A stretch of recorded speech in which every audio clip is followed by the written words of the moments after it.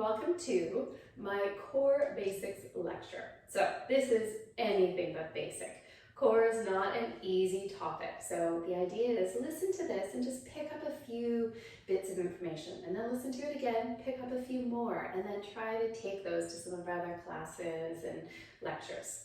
Okay, so let's start with core. What is it? And talk about the anatomy, number one. So most of you probably know that core is a group of muscles that is shaped like a canister, a barrel, or a cylinder. We have a lid, and you probably know what that is, your thoracic diaphragm.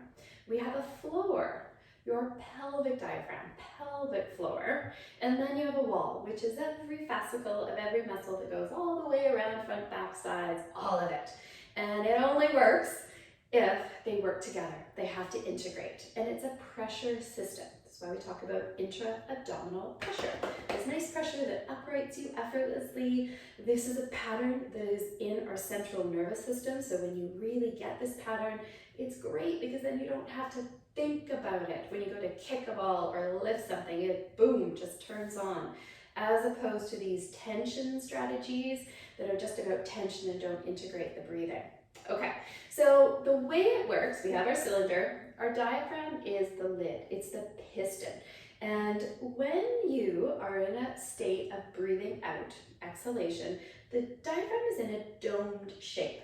Then when you go to breathe in, it comes down, flattens, and pressurizes into the pelvic floor, throws pressure out into your abdominal wall, 360 degrees around, which means those muscles have to respond to it. So they eccentrically harness that pressure, lengthen under tension. Now, depending on the load, if you're just sitting here, there's not going to be a lot of action, very low pressure. But if you're walking, if you're lifting something, the pressure goes up and it gets more interesting. So let's try this out. When you start, you've got to be started in either a seated position or on the ground with your knees bent. When your knees and specifically your hips are bent, your low back is flat. There's no lordosis, which means that diaphragm should be able to find the pelvic floor a little bit more easily. A lot of us live in this extension compression strategy, and when your diaphragm works, it just creates this lovely pressure belly right here instead of actually finding the pelvic floor to create that uprating and stability. Okay, so seated. First thing, then, once you find yourself seated, is we have to get rid of some of this tension that our body is using to hold us together. So first one is pelvic floor. So many people, and girls, but guys too, are horrible at this. We tend to clench our bums. Horrible for SI joints, horrible for hips. And a lot of that isn't just piriformis, it's that posterior pelvic floor. So when you sit, I don't want you to clench your bum and perch on the edge and be nice and polite. I want a big bum. It's even better if you can sit on a physio ball. So sit bones wide and big wide bum. And when you sit down, as they often do in yoga, reach under a sit bone, pull it a little wider, lean the other way, reach in, pull a little bit more the other way. Now we have a bit of a blank canvas, a pelvic floor that isn't clenched at the back and already set up for a pathological strategy. Okay. Then we want to try to eliminate that lumbar spine lordosis. Let's get your spine flat. Then we have to deal with the rib cage. Now this is different than your lumbar spine. We're talking rib cage here. The ribs in the front are generally in this inhalation position because we tend to love taking these shallow chest breaths with our accessory muscles of breathing. So everybody, stay tall for me, but take a breath out. You need ab wall for this. And really try to bring your ribs down.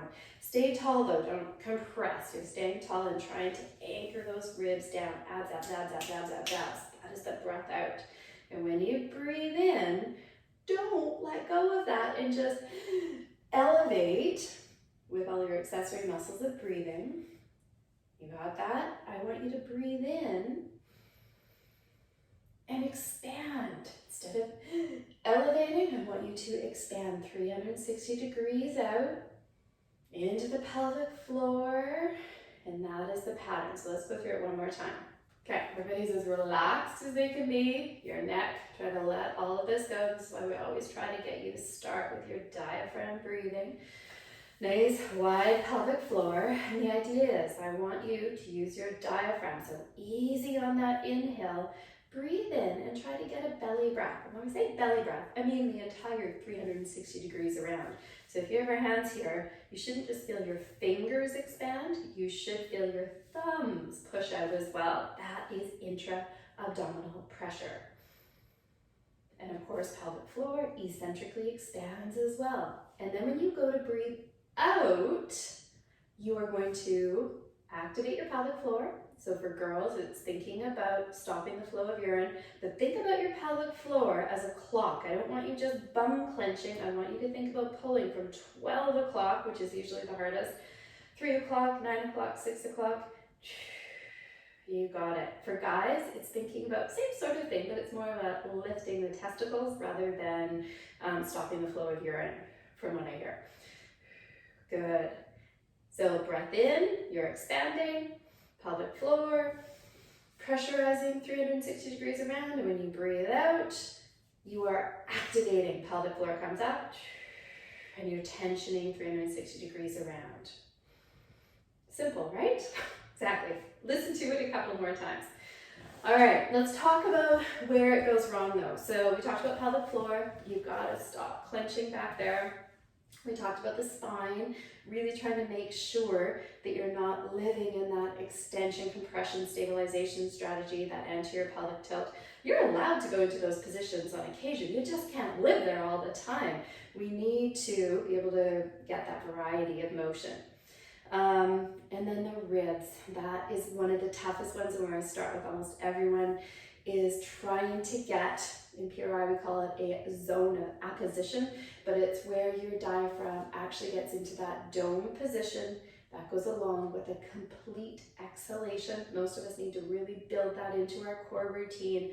The exhalation, and then when you breathe in, don't elevate, try to find that expansion. Okay,